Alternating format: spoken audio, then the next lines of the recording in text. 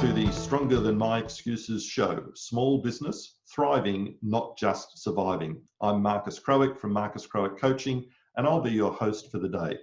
Today, we're discussing small business with a focus on seeing them thrive and not just survive. With me today is my co-host, Barbara Ketley, Director of Milestone Bellanova. Welcome, Barbara. Thanks, Marcus. Thanks for having me. All five of us will be responding to the questions that I'll be asking today. Barbara, can you please introduce our three special guests for the panel today? Yes, I will. Can you please welcome, firstly, PaulHenshaw, CEO of Action Coach for Australia and New Zealand. Welcome, Paul. Thanks, Barbara. Great to be here. Thank you. Our second guest is Laura Elkaslassy, CEO at Profit First Professionals Australia. Welcome, Laura. Thank you. And thirdly, our guest is Victor Perton, founder of the Centre for Optimism. Welcome to you all. Great to be with you, Barbara, Marcus, and good to join you, Laura and Paul. Welcome to the show, everyone, from me as well, and I'm so delighted to have you as my co-host here today, Barbara. Just before we ask the first question, I'd also like to acknowledge and thank our sponsors who you see on our screen. In particular, thanks to Mercure Cowinda Waters Central Coast, for their virtual venue today. They generously offered their venue, but we were unable to film on location due to our healthcare workers urging us to stay home. And thanks to our editor, Sarah from Atlantic Studios, for making this all look great. She's got a big job ahead of her for me. Thanks to them and all our sponsors, we couldn't do it without you all. Our show is to help you to stop making excuses. So how can we support small business to take real action? Stay watching as we wrap up the show for our one-word action tools. Please ask questions as you're watching on any of our social media platforms, and we'll try to get back to you as soon as possible. So our topic is thriving, not just surviving. So what does thrive mean? To thrive is to prosper and flourish. And in normal times, as well as the times we are in, restrictions due to coronavirus, some businesses grow and do well, many just get by, and many fail or simply go out of business. The commonly accepted statistic is that 80% of businesses will be out of business within 5 years. If we take that premise that many and possibly most businesses do not thrive, we ask the question, why? Why is there a problem with businesses succumbing to this statistic? Paul, can I start with you? You've met many business owners, been in the industry for a long time. What has your experience been? Yeah, thanks, Marcus. It's an interesting one.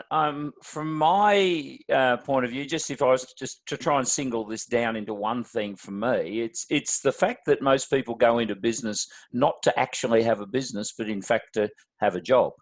And so what that means is that they often go in to their business with the experience of the technical component of the job or the business, but with very few skills outside of that. So hairdressers start hairdressing businesses, and plumbers start plumbing businesses, and architects start architectural businesses.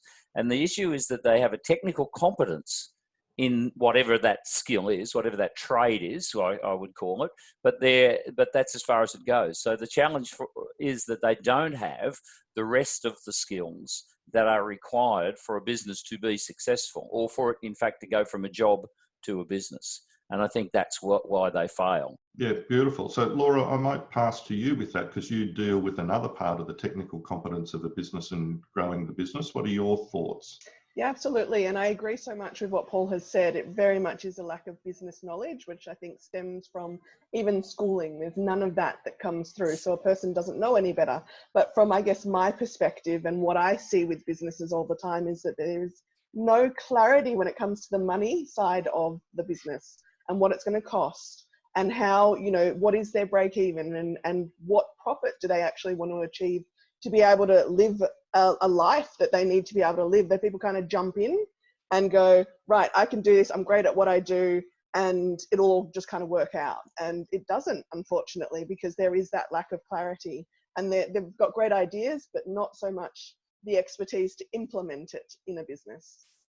Okay, so we've got working on the technical ability, their technical ability they take into the business, not working on the business, not understanding the financials. And Barbara, then for you, you see another part of what businesses are doing there. What do you think the issue is for them? Well, I would take it from a marketing perspective, and I think very often business owners start a business and it's just a Me Too business. There's no point of differentiation. They haven't actually looked at the customer first to establish what the customer actually wants and why the customer would stop buying from their established supplier and would choose them. So, you know, their marketing to start with is often targeted to everyone, because they actually don't have a focus for their business. So, you know, and they come in very often and they think that they're going to make the first sale very quickly. But it doesn't work that way. They don't have enough working capital behind them. So, you know, they believe that, you know, within 3 months they'll be up and running and they'll be making a profit. But it can take a year, or it can take 2 years. And they've actually got to be prepared for that. Yeah. So it sounds like it's coming back a lot there. We're talking about the technical, as Paul said, they're being the technicians in their business, carrying out their role. They don't understand other parts of the business, haven't learnt them, the financials, the marketing, copying business. Victor, I've left you to last answer this question on purpose, because you deal with more than simply, and I won't say simply is maybe a bad word, but you deal with more than the technical part of the business. What's your thoughts about this? Look, Marcus, you nail it. Does the statistic matter, 80-20? Look, if people go into business and give it a go and decide that business isn't for them or to do something else, that's part of capitalism. It's part of a free economy. It's part of a free society. The critical question is, do you want to be in the 20% that thrive? And critical to that is being infectiously optimistic, in generating optimism in your staff, in your customers, in your stakeholders. And the critical formula, Bill George, the Stanford leader, Barton, the head of McKinsey, all say it. You've got to surround yourself with optimistic people, realistic and optimistic people. And I can't think of better people than coaches like you, Marcus, and people like you, Paul. And you need to have the right people, the right advisors, but they've got to be able to generate optimism too. So then what does a successful business look like? What are the characteristics of a thriving business, of that 20%? Laura, can you start us off on this one, please? Absolutely, and I'm going to take it from a slightly different angle. And basically what I see is the business owner. The business owner says a lot to me when I look at whether a business is successful or not. And if a business owner is unhappy or not achieving their personal goals, for example, taking home the wage that they need to provide for their family or to do the traveling that they want to do, then their business is not successful. And of course, we can delve into the business side of things and go, yes, you need to do X, Y, Z. You need to look at where the money's flowing and understand exactly your ins and outs and that sort of thing, which will help them. But if they're unclear as to what they want to get out of their business, then the plan falls over. And I think that's the biggest thing when it comes to running a successful business. It's in understanding clear revenue goals. It's understanding your own personal goals. It's having a business to support you rather than you supporting your business. Yeah, and I think that naturally leads on to you, Paul. What do you think a successful business looks like? Having a plan and then properly resourcing that plan, and not necessarily saying, well, that plan's going to cost me, twice as much as my revenue, and I don't have any other sources of income. So it has to be a realistic plan, and that's usually time frame, so that it's realistic and it can achieve. It can achieve the things it wants to achieve, and I have to sort of say somewhat of a stretch too, because it's the stretching. And I'll go from Victor's point of view. It's the optimistically considering that I can get there. I think that's a big part of it too. But I'll leave that bit to Victor, I think. Well, maybe we'll throw to Victor straight away then and ask about that. If we're looking at having plans in place, we're looking at outside expertise. Victor, what's your thoughts on what a successful business looks like and the person within that business? Yeah, it is about people. So an optimistic strategy and a realistic plan. And you've got to liberate the creativity and optimism in your staff and your customers and your stakeholders. And as both Laura and Paul and you say, you've got to ask people questions. What do I need to do for accounting? What do I need to do for sales? what do I need to do in terms of a sign out the front? And my friend Sue Barrett is famous for her phrase, everyone lives by selling something. And it's science that shows optimistic salespeople outsell others by a margin of almost 2 to 1. If the girl behind the counter or the boy behind the counter smiles like an optimist and makes you feel good, you're going to come back to that business. So before you hire anyone, in particular, your sales and marketing people, advisors, coaches, ask them what makes them optimistic. That's a great question, and I know you've asked that of myself before, and many people I've been at conferences with, and it certainly leads the way to getting the mind in the right place. Barbara, this time I kept you to last on purpose again, because the marketing flows through everything that happens in the business. In my definition, everything about the business is marketing, the communication, the education. So when you take into account everything that's been said so far, what's the successful business look like to you, and what are the characteristics that you see in those thriving businesses? I love what everyone's saying about the energy and the optimism, because to me, a successful business is an agile business. We're living in this market that's constantly changing. Technology is disrupting everything. Just look at what's happened recently with COVID-19, and you see some businesses that have completely gone into hibernation, and then you see other businesses that jumped immediately, and they were so agile. They went into virtual technology, changed the way they marketed, changed the way they sold, even repurpose their manufacturing. We can't be building businesses just for today. We've got to look ahead to like the next 5 years. In the space of just a couple of months, our world has changed so much. So if you're not an agile business, and Victor, you mentioned teams and creativity, you've got to really encourage every member of your team to be thinking creatively, because you won't get through these changing times unless everyone is pulling together and thinking differently all the time. Yeah, thanks, Barbara. I find that incredibly important. And for me, what's happening around the world and in Australia at the moment, the need for innovation and creativity has been brought on people. I think it's always there, but I've seen with my own clients, I've given them, what are 101 ideas for your business, needing the 101 to stretch the brain, but it's made them really think about it so that they will move forward and come up with different things. I've got clients who are completely changing parts of their business. It will develop a whole new business for them. So I think that's brilliant advice, Victor. How, if they're not that person, not that business at the moment, how do they get started? What's the action that they can take to move them down that path towards optimism? The critical thing is to ask themselves, you can see the sign behind me, what makes you optimistic? Then go home and ask their husband and their wife and their kids, what makes you optimistic? And then ask their staff.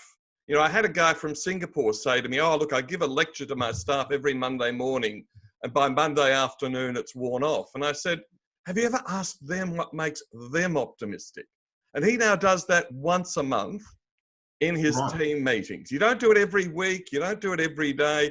Optimism shouldn't change, but you want to know what makes your workers tick. You want to know what makes your customers tick. And you want to know what the people all around you think. And in going and asking someone else what makes you optimistic, you'll never confront them. They'll actually be flattered because you'll be the first person to ever ask them that question. So Laura, over to you, listening to everything, your knowledge dealing with businesses around the country and internationally, how do they get started? What are the actions that people can take to create that business, and how do they get started towards it?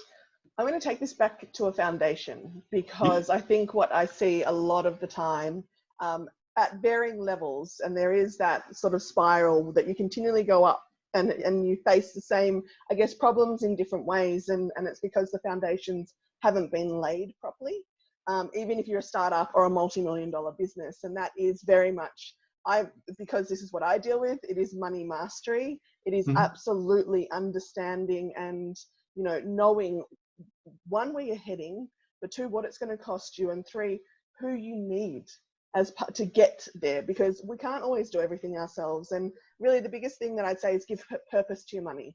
And the whole idea of Profit First is to have your pots that have a purpose. So if your purpose is to, market to a particular, industry or people or whatever, then you have a pot of money that's specific to that, so that you know what you can afford and what you can achieve, and it doesn't actually affect the rest of your business. Because what I see with business owners is they go, yes, this is a shiny object and I'm going to do that, and I'm going to spend all the money here, and then I'm going to jump over there and I'm going to do this, and then it's like, okay, where's my money? I can't even pay myself, and that's the thing. And I would hate for people to be in that position, and we really need to start at that foundation. So I'd say read Profit First. It won't do anything but help. So it's, you can get, with what you do, you can get a professional that can help you with the money and help you understand it, but you don't have to get bogged down in the accounting lingo and all of that. And that's a lot like I'd say with Barbara, if I'm going to her for marketing, I want somebody who can explain it to me. I don't need to sit through 3 years of learning marketing when I'm going to a professional. Would that be right? I think, sorry. I was just going to say, I think that when you first start a business, particularly if you've come from the corporate world, or, you're in a trade or you're a skilled professional, it's so challenging, because all of a sudden you've got to become highly skilled in financials, and marketing, but HR and compliance and sales and all sorts of different things. And I think that's one of the real issues with businesses when they first start. They try and do everything themselves. Mm-hmm. They don't start with enough money. So that's that working capital that you need when you first start. So they think, oh, I can get a software program. I can learn to do this. I can do my own marketing. The best businesses that I know start off knowing what their strengths are and their weaknesses are, and they bring other people in to help with their weaknesses, and they grow so much faster. Yeah, thanks, Barbara. Such an important point. And Paul, this time leaving you to last on purpose, because you deal with so much at Action Coach with the generalities of the business as well as the specific parts of it. So, what are the actions that you see people needing to take in order to produce the thriving business, the business that produces them the life they like? Yeah, it's interesting, Barbara, where you just finished there is pretty much where I was going to actually start, because I think that the thing that is the most important for somebody coming into business and where do they start is be insightful. Understand yourself and you mentioned, Barbara, strengths and weaknesses. And this is what I think is really important. I don't think you'll ever make your weakness your strength. I think that you can protect weaknesses, you need to build on strengths. And you need to understand. So insightfulness is one of the key attributes of a good business owner. Understand what they're good at, what they're not good at, and figure out how to actually protect the weaknesses and build on the strengths. And it's interesting that I found that, over years and years of coaching, that I think the most successful people are the people that spend 80% of the time working on themselves, on who they are and who they are going to need to become. So rather than the actions, it's not what they do that makes the most change. It's who they are that makes the most change. So thanks very much for your comments on that. And lastly, I'd like to ask you all for one word that is an action that viewers can take to either change something for the better or support something someone going through something similar to what we've talked about. So one word for them to go forward. Barbara, can I start with you, please? My one word would be resilience. Business is challenging and you need to build up that resilience to change and challenges.